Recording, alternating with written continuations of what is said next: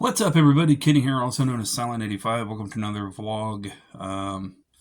Apologize for the rough setup here, but I'm on break at work, and there's something important that needs to be talked about and addressed, and that's war. If you're not in touch with the news as of currently, there is another war going on that the U.S. is calling to get involved in, at least some politicians are, because, we haven't had enough wars. So, even though we just ended nearly two 20-year-old wars that I had family directly involved in that was affected. But here's the thing about war. War can be used to bring out the worst in people. It can call for people to condone, even if they're the best people in the world, even if they're the nicest, calmest, most giving people. There's always a case where somebody says, no, we need to wipe them all out. We need to nuke them. We need to do all this and that. Because there was something and something happened, somebody was attacked, so everybody collectively that's a part of that area needs to be wiped out, including kids and women. This is the dark side of humanity. In my opinion, the darkest side. As a collective. Because genocide,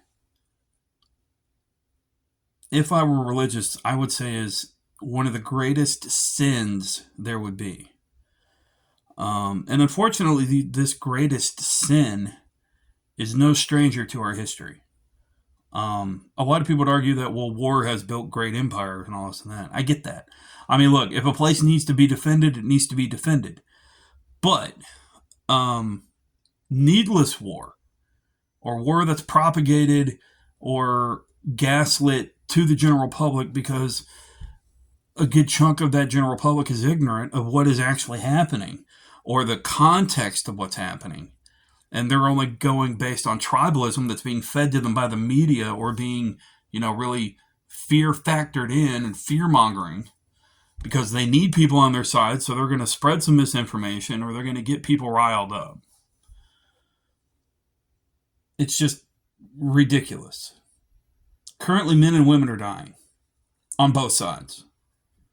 And now there are politicians calling for more war, more involvement overseas. Even though here at home, we have so many things that are fucked up in this country that needs to be fixed, that needs to be addressed. And yet, there's always a war being called for.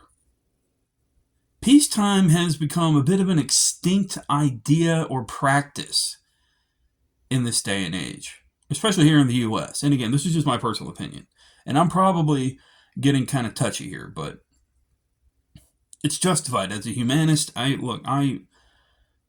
always vie for the stuff that better benefits humanity. And war is not one of them. Yes, it is a big part of our history.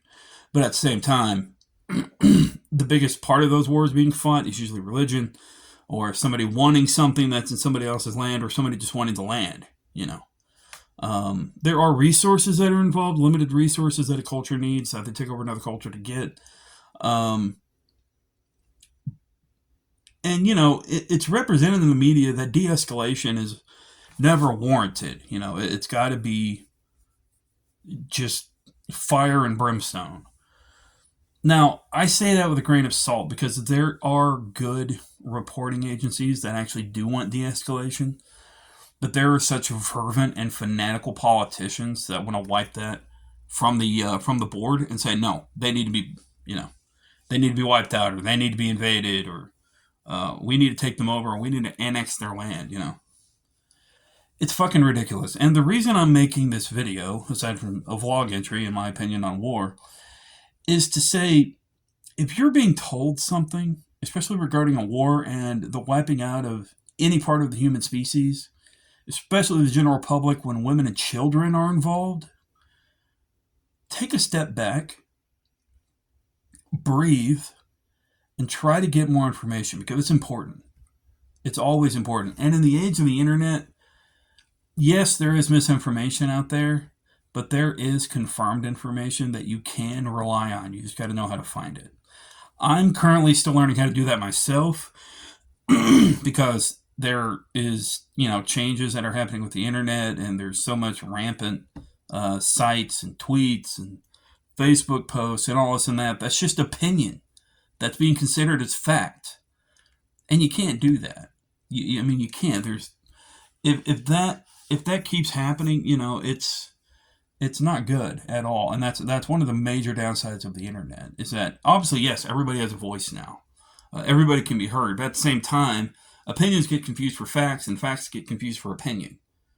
And when it comes to international relations and war and global efforts and effects, that's a huge weight that's keeping good things from happening, or things that should happen from happening. And a lot of misdirection is happening. The same thing happened back in the day with Associated Media, Associated Press. Um, People that own the papers wanted to filter information to sway opinions, and not necessarily lying, but omitting certain facts that would be necessary for people to make an educated, um, decision on what they think when it comes to voting for policy, calling for war, or whatever. So anyway, this stuff is it's so disheartening. It's so toxic and crazy, and people are dying. And unfortunately, there are things happening being played in the background. Leaders that are just fanatical about wiping people off the face of the earth that had nothing to do um, with what happened to who. They're just seen as, you know, collateral damage. It happens in war. I mean, people die.